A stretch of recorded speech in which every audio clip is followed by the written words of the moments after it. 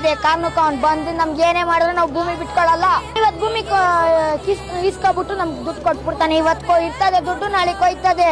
ಹುಡುಗಗೆ ಸ್ವಲ್ಪ ಇರೋ ಬುದ್ಧಿ ಸ್ವಲ್ಪ ದೊಡ್ಡ ಮಂದಿ ಇತ್ತಂದ್ರೆ ಇಷ್ಟೊತ್ತಿಗೆ ಸಣ್ಣ ಹುಡುಗಗೆ ಎಷ್ಟು ತಲಿ ಐತಂದ್ರೆ ಅವ್ರು ಕೊಡೋ 2.5 ಕೋಟಿ ಅಂದ್ರೆ ಸ್ವಲ್ಪ ದಿವ್ಸನಾಗ ಕಾರ್ ತಗೊಂಡೆ, ಮನಿ ತಗೊಂಡೆ, ತಗೊಂಡೆ, ಸುಡುಗಾಡು ತಗೊಂಡೆ ಅಂತ ಹೇಳಿ ಖರ್ಚು ಮಾಡಿ ಆ ರೊಕ್ಕನ ಖಾಲಿ ಮಾಡಿಬಿಡ್ತಿದ್ರೆ ಅವ್ರು ಇರೋ ಜಮೀನು ಮಾರ್ಕೊಂಡು ಅವ್ರ ಪೂರ ನೀಲಾಗ್ಬಿಡ್ತಿದ್ರು. ಮತ್ತೆ ಬೇರೆ ಎಲ್ಲಕ್ಕಾರ ಕೆಲ್ಸಕ್ಕೆ ಹೋಗ್ಬೇಕಾಗಿತ್ತು. ಇಂಥ ಜನ್ರೇಷನ್ ಆಗಿದ್ರು ಒಟ್ಟಿಗೆ ಈ ಒಂದು ಹುಡುಗ ಅಂದ್ರೆ ಅನ್ನಾಹುತ ಅಂತ ಮಾತಾಡಿದ ನೋಡ್ರಿ. ಯಾಕಂದ್ರೆ ಆ ಹುಡುಗ ಅಂದ್ಬಿಟ್ಟ ನನಗೆ ರೊಕ್ಕ ಬೇಡ, ಏನು ಬೇಡ, ನಮ್ಮ ಮಾಸ್ತಿ ನಮ್ಮನ್ನು ಬಿಟ್ಬಿಡ್ರಿ, ನಮ್ಮ ಜಮೀನ್ದಾಗ ನಾವು ಬೆಳೆ ಬೆಳ್ಕೊಂತ ನಾವು ಹೋಗ್ತೀವಿ. ಯಾಕಂದ್ರೆ ಬೇಕಂತೇನೆ. ಯಾಕಂದ್ರೆ ಮುಂದೆ ಹಿಂಗೆ ಒಯ್ಕೊಂತ ಹೋದ್ರೆ ಉಪಯೋಗ ಇಲ್ಲ ನೋಡ್ರಿ. ಯಾಕಂದ್ರೆ ಪ್ರತಿಯೊಂದಕ್ಕೂ ಡೆವಲಪ್ಮೆಂಟ್ ಮಾಡ್ಕೊಂತಂದ್ರೆ ಹೋದಾಗ ಇಲ್ಲ ಒಂದು ಕಡೆ ಸೊ ಮುಂದೆ ಏನಾಕೈತೆ ಅಂದ್ರೆ ಅಗ್ರಿಕಲ್ಚರ್ಗೆ ಭಾಳ ಡಿಮ್ಯಾಂಡ್ ಆಗ್ತಿದ್ರಿ. ಯಾಕಂದ್ರೆ ಮೇನ್ ನೋಡ್ರಿ ನಮ್ಗೆ ಎಲ್ಲಾನು ಬರೀ ಆ ಡೆವಲಪ್ಮೆಂಟ್ ಈ ಡೆವಲಪ್ಮೆಂಟ್ ಮಾಡ್ಕೊಂತ ಹೋದಾಗ ಎಂಡ್ ಆಫ್ ದ ಡೇ ಟೈಮ್ನಾಗ ಫಲವತ್ತತೆ ಕೊಡೋ ಒಂದು ಜಗನ ತೊಗೊಂಡು ಹೋಗಿ ನೀವು ಡೆವಲಪ್ಮೆಂಟ್ ಮಾಡಿದ್ರೆ ಉಪಯೋಗ ಇಲ್ಲ. ಅದು ಬಿಟ್ಟು ಹಾಳು ಬಿದ್ದ ಜಾಗದಾಗ ಏನೋ ಡೆವಲಪ್ಮೆಂಟ್ ಇಲ್ಲ ಅಥವಾ ಏನೊಂದು ಫಲವತ್ತತೆ ಇಲ್ಲ, ಅಲ್ಲಿ ನೀರಿನ ಕೊರತೈತಿ ಇದೈತೆ ಅಂದ್ರೆ ಅಲ್ಲಿ ಹೋಗಿ ನೀವು ಡೆವಲಪ್ಮೆಂಟ್ ಮಾಡಿದ್ರೆ ಸೊ ಏನಾದರೂ ಒಂದು ಸಕ್ಸಸ್ ಕಾಣ್ತೀವಿ, ಮಂದಿಗೆ ಹೆಲ್ಪ್ ಆಗ್ತೈತಿ. ಎಲ್ಲ ಒಂದು ಕಡೆ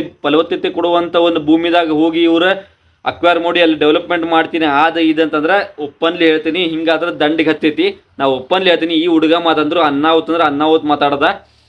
ಯಾಕಂದ್ರೆ ಅವ್ರು ಕೊಡೋ ರೊಕ್ಕ ಒಂದು 6 ತಿಂಗಳದಾಗ ಖರ್ಚಾಗಿ ಹೋಗ್ಬಿಡ್ತೈತಿ. ಆಮೇಲೆ ನಾವು ಎಲ್ಲಿ ಹೋಗ್ಬೇಕು, ಏನು ತಿನ್ಬೇಕಂತ ಕರೆಕ್ಟಾಗಿ ಮಾತಾಡ್ದವ್ ನೋಡ್ರಿ.